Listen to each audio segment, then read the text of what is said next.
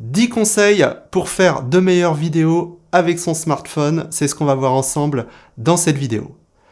Bonjour, c'est Yannick de Formation pour les pros. Si vous ne me connaissez pas encore, eh bien je suis photographe, vidéaste et formateur photo vidéo YouTube et j'aide les entrepreneurs à augmenter leur visibilité et à booster leur chiffre d'affaires. Donc si vous voulez rien rater, pensez à vous abonner en cliquant ici.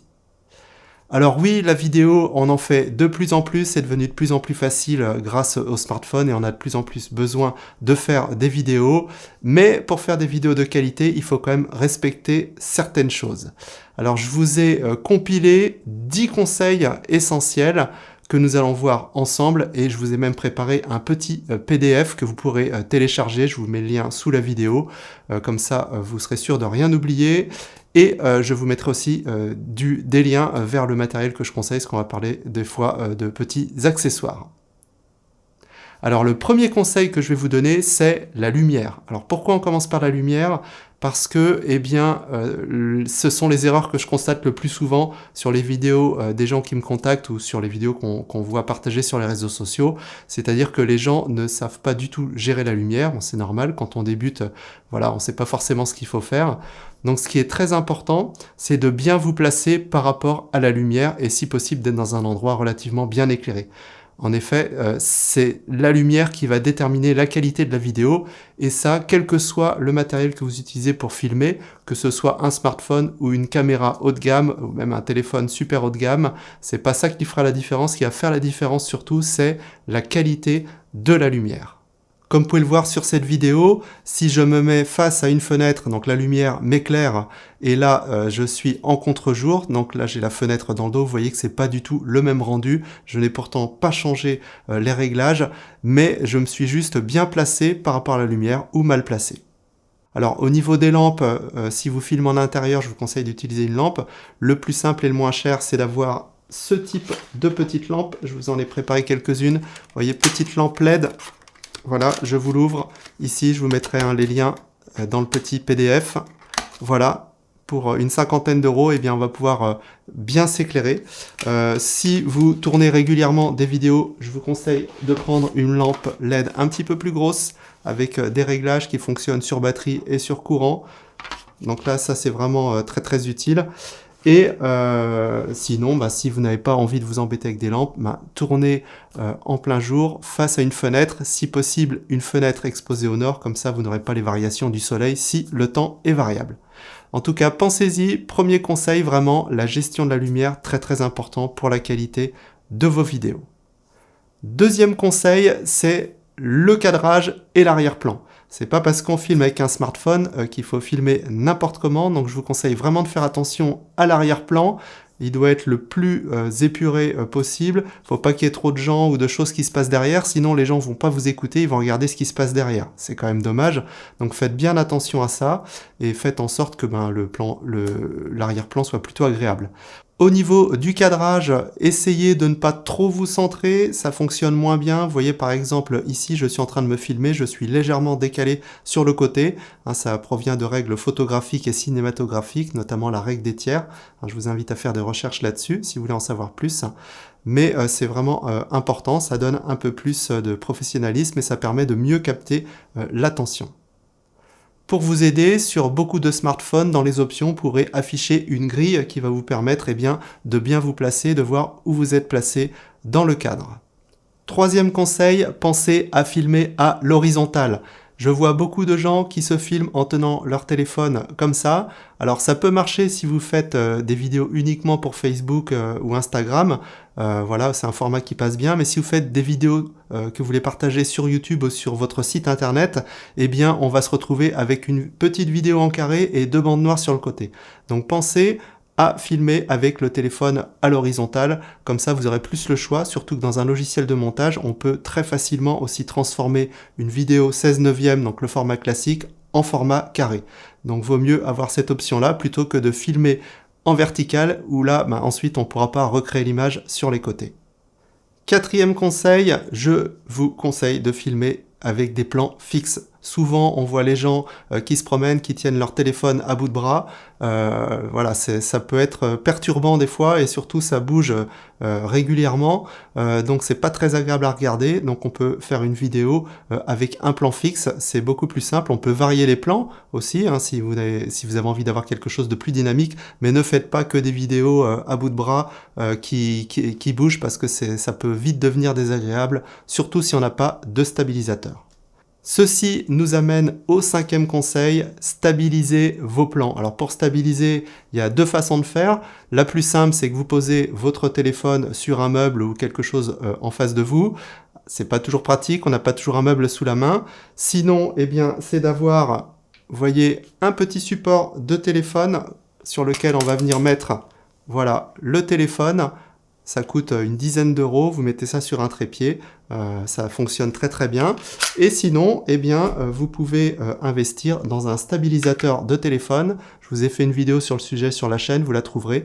Vous allez mettre votre téléphone dedans et en fait, les moteurs du stabilisateur vont stabiliser le téléphone. Donc, vous pourrez tenir à bout de bras, marcher, voilà, et c'est même inclus souvent avec un mini trépied, donc vous pouvez le poser, c'est très très pratique et ça coûte maintenant une centaine d'euros, donc c'est vraiment un investissement qui vaut le coup, que ce soit pour vos vidéos professionnelles ou même quand vous partez en vacances pour amener des vidéos de qualité voilà, qui sont très stables, ça donne tout de suite un côté plus pro. 6e conseil, pensez à faire quelques réglages sur votre téléphone. En effet, même si le mode automatique fonctionne très bien, au niveau de l'ajustement de la luminosité, etc., vous pouvez rencontrer parfois certains problèmes. Soit vous allez avoir eh bien, la vidéo qui est trop claire, donc on peut très facilement ajuster la luminosité sur son téléphone. Vous allez aussi peut-être avoir des fois des problèmes de mise au point. On voit sur certaines vidéos où la mise au point, l'autofocus bouge tout le temps, c'est très désagréable à regarder. Sur la majorité des téléphones ou via une petite application même gratuite, on peut fixer cette mise au point et ça évite eh bien, tout problème de mouvement de pompage comme ça qui est très désagréable. Donc pensez à régler votre téléphone, il y a des applications et si vous voulez que je vous montre tout ça pas à pas, j'ai une formation où je vous explique tout ça, que ce soit sur un téléphone ou sur un appareil photo. Je vous mettrai le lien sous la vidéo. 7e conseil, pensez au son. Le son, c'est vraiment très très important dans les vidéos, je dirais que c'est au moins 50%, autant on va accepter qu'une qualité d'image soit pas excellente, mais si le son est mauvais, on va pas écouter très longtemps, donc il faut vraiment faire attention à ça, donc il faut faire attention où on tourne, et il faut pas non plus être trop loin de son téléphone. Donc si vous n'avez pas de micro, essayez de vous mettre, voilà, on va dire à 1 mètre de votre téléphone maximum, pour pas avoir un son trop lointain et trop diffus, même si après on peut le corriger dans un logiciel de montage, mais l'idéal aussi c'est d'avoir un micro-cravate que vous allez brancher. Par exemple, vous voyez j'en ai un ici, donc il faut par contre, là je vous mettrai le lien de celui-ci, il faut qu'il ait 3 bandes noires pour que ça marche dans un téléphone, et si votre téléphone n'est pas pourvu d'une prise jack, il y a des adaptateurs, voilà. Et autre chose très importante aussi, quand vous tournez en extérieur et qu'il y a un peu de vent, eh bien on va entendre le bruit du vent sur les micros, c'est très désagréable. Donc si vous avez un micro-cravate, vous pouvez rajouter, vous voyez ici, une petite bonnette anti-vent que vous allez mettre dessus et ça va limiter grandement eh bien, le bruit du vent dans le micro et vous pourrez tourner vos vidéos avec un bon son, même s'il y a du vent. 8e conseil, pour avoir vraiment une vidéo de qualité, eh bien, il faudra faire un petit montage. Alors, c'est pas forcément compliqué et long, mais c'est bien utile. Ça va d'une part vous permettre, eh bien, d'enlever les parties où vous êtes trompé. Moi, par exemple, quand je fais des vidéos, il y a des fois, je me trompe. Je reprends où j'étais, et ensuite, eh bien, je vais enlever la partie qui est intéressante et je fais un changement de plan et comme ça, on y voit que du feu. Parce que c'est très très difficile de faire voilà, une vidéo complète sans se tromper. Donc le montage est d'un bon secours dans ces cas-là. Le montage, ça va vous permettre aussi eh bien, d'ajuster le son et la luminosité et les couleurs de votre vidéo, donc d'améliorer la qualité. Vous allez pouvoir aussi ajouter des illustrations, des photos, des vidéos complémentaires, du texte. Donc ça permet vraiment d'enrichir la vidéo, d'apporter plus de valeur à votre audience et puis aussi d'avoir un rendu un petit peu plus pro. Donc c'est pas très long, c'est pas très compliqué, mais c'est important. Alors d'ailleurs, ça m'amène au 9e conseil. Si vous voulez pas trop passer de temps à faire votre montage, eh bien, il faut préparer un minimum la vidéo. Donc j'aurais pu le mettre en première étape. Dans mes formations, c'est par là que je commence. C'est de définir l'objectif de la vidéo, ce que vous voulez dire, et préparer un minimum la vidéo. Alors sans forcément scripter tout mot à mot et puis avoir un prompteur, on n'est pas à la télé non plus, il faut quand même préparer quelques points importants, comme ça vous êtes sûr de rien oublier, vous êtes sûr aussi d'aller à l'essentiel et de ne pas passer des heures, de vous répéter, etc., comme on voit certaines fois sur certaines vidéos. Donc voilà, préparez un minimum, l'objectif de la vidéo, ce que vous voulez dire, les différents points, et ensuite, eh bien, ça devrait couler de source quand vous allez déjà faire le tournage, et ensuite au montage, ce sera logique, vous allez gagner beaucoup de temps. 10e conseil, eh bien, c'est un peu au niveau technique, c'est-à-dire qu'il faudra penser bien évidemment avant de tourner sa vidéo à bien recharger le téléphone à fond, le mettre en mode avion pour pas qu'on vous appelle pendant que vous tournez, et puis aussi à vérifier la capacité de stockage sur votre téléphone. Ça paraît évident, mais rien de plus énervant de tourner sa vidéo, puis paf, en plein milieu, ça se coupe et on n'a plus d'espace, ou alors que quelqu'un nous appelle. Ça vous est sûrement déjà arrivé pour ceux qui font un peu de vidéo. Donc pensez à tout ça, et ça devrait bien se passer. Donc oui, la vidéo, c'est devenu facile, et on peut avoir des vidéos de qualité avec son smartphone, mais par contre, il faut vraiment respecter ces choses-là. Donc pour ne rien oublier, je vous rappelle que vous pouvez télécharger un PDF avec ces conseils et les liens vers le matériel que je vous ai montré, les petits accessoires bien utiles.